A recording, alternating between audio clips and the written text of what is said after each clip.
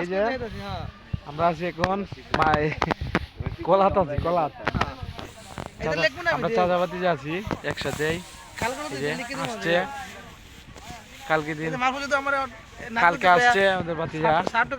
কিশোর থেকে আসছে শহর থেকে আসছে শুধু আমার ক্ষেত কাটার জন্য আসছে খালি বাতিজা আসছে আমার ক্ষেতটা তুলে দিতেছে এই যে সবাই দেখেন খুব ভালো লাগতেছে অনেক অনেক ভালো লাগতেছে বাইকটা আমার এর মাঝে ধরছে ধন্যবাদ সবসময় দিই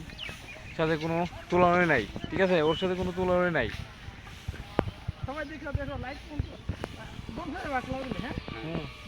কোনো তুলনা নাই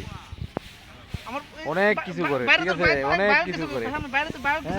এই যে আমার সাথে আছে একজন রফিকুল ভাই বড় ভাই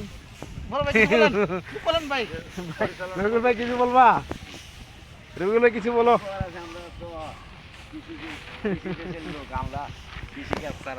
আমাদের আসো সামনে আসো একটু